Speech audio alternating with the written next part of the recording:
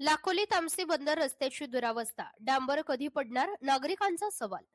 पेण तालुक्यातील दीव ग्रामपंचायत हद्दीतील लाखोली तामसी बंदर अनेक वाड्यांना जोडणारा हा रस्ता. या रस्त्याची दुरावस्था, कधी डांबर पडणार असा सवाल तेथील नागरिक करत आहेत.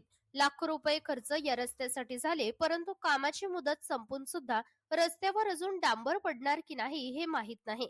अधिकारी मात्र आपल्या धुंदीमध्ये आहेत. येणाऱ्या पावसाळ्यामध्ये हा संपूर्ण रस्ता उद्ध्वस्त होणार आहे, असं थेट सवाल गावकरी करत आहेत. खरंच सरकारला आमच्यासाठी रस्ता बनवायचा आहे की ठेकेदारासाठी फक्त दाखवण्यासाठी, ही अधिकाऱ्यांची खिसे भरण्यासाठी, असा सवाल गावकरी करत आहेत. जर यांच्यावर लवकरात लवकर डांबर व व्यवस्थितपणे रस्ता झाला नाही तर पुढची तक्रार मुख्यमंत्र्यांपर्यंत केली जाईल, असा निर्णय गावकऱ्यांनी घेतला आहे. कोणतेही अधिकारी पाहणी करण्यासाठी किंवा बघण्यासाठी येत नाहीत. लावलेले बॅनर बोर्ड कामाची दिशा दाखवणारे ते पण उपटून घेऊन गेले. फक्त अधिकारी वर्ग आणि ठेकेदार यांचे खिसे भरले जात आहेत. लाखो रुपये खर्च करून फक्त खड्डे आणि माती या रस्त्यावर दिसत आहे. महाराष्ट्र लोकन्यूज साठी प्रतिनिधी संजय गायकवाड, पेण, रायगड. दादा, नेमकं काय रस्त्याचा प्रश्न आहे? डांबर पडली नाही रस्त्याला. जानेवारीपासून तुम्ही त्याचा पाठपुरावा, काय नेमका प्रश्न आहे? जानेवारीपासून बघतोय, हा आज होईल उद्या होईल, डांबर पडेल असं वाट बघत राहिलोय आम्ही. पण आतापर्यंत बघतोय, आजपर्यंत काही नाही.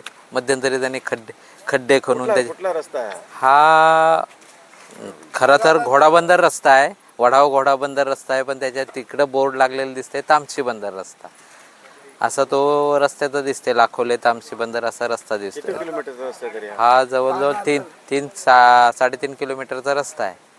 याच्यामध्ये जे व्हायला पाहिजे, जे काय त्यांचा इस्टिमेट दिसतोय, तो इस्टिमेटप्रमाणे बघितलं तर त्यांनी त्याच्यात काहीच केलेलं नाही.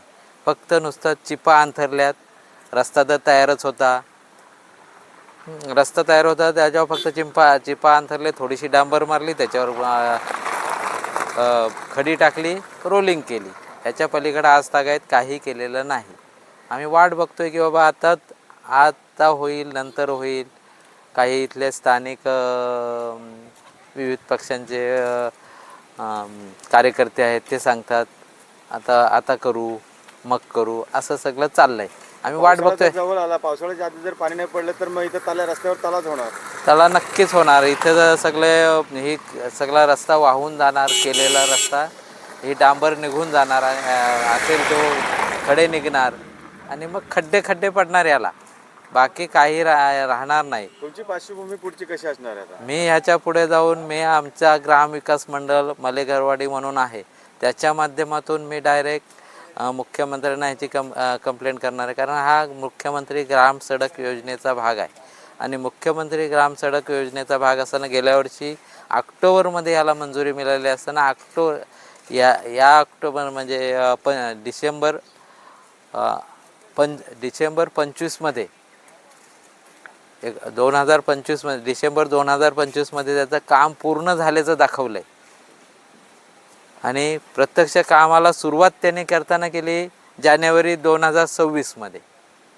असं झालेलं आहे. जानेवारी 26मध्ये कागदोपत्री तुमच्याकडे पुरावे आहेत? कागदोपत्री पुरावे आहेत. आता तुम्ही याच्या पुढे काय निर्णय घेणार? आम्ही मुख्यमंत्र्यांकडे कंप्लेंट करणार. याचा जो आम्ही बाकी कुणाला दोष देणार नाही. याचं डायरेक्ट आम्ही याचा उपअभियंता आहे, कार्यकारी अभियंता आहे, हेच याला जबाबदार आहेत.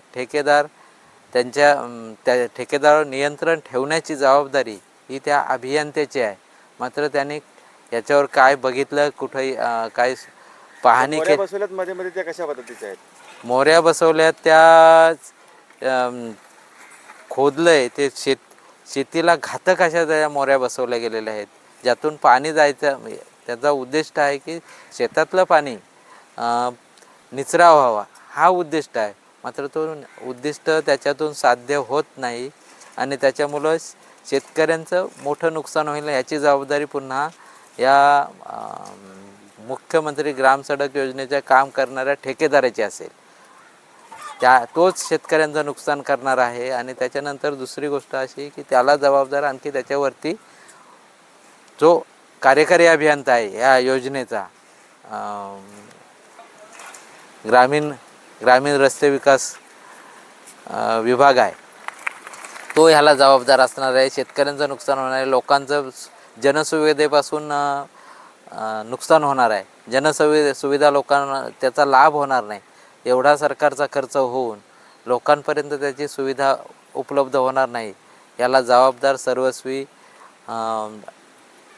जो ग्रामीण रस्ते विभाग आहे, अलिबाग रायगड अलिबाग, हेच जबाबदार याला राहतील आणि त्यांच्या विरुद्ध आम्ही कंप्लेंट 100% मुख्यमंत्र्यांकडं करणार आहोत. तसं पत्र आम्ही तयार केलेलं आहे.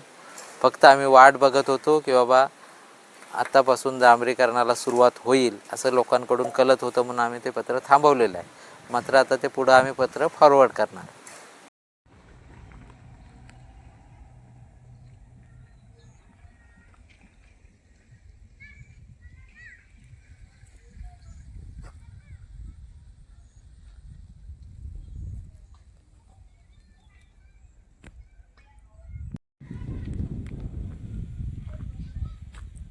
ही आहे रस्त्याची परिस्थिती. ही बघा रस्त्याची कशी परिस्थिती आहे. टिकल का रस्ता? रस्ता टिकेल याची खात्रीच नाही आणि बनेल याची पण खात्री नाही आजच्या घडीला. कारण का ही शुद्ध फसवणूक केलेली आहे लोकांची. कारण त्याचे नमुने घेतले, ज्यावेळेला नमुने घेतात तो रस्ता पूर्ण होतो, कार्पेट अंथरला जातो, त्यावेळेला त्याचा नमुना घेतला जातो. एवढ्याच याच्यावर त्याचे नमुने घेतले गेलेले आहेत आणि ही रस्त्याची अवस्था अशी आहे.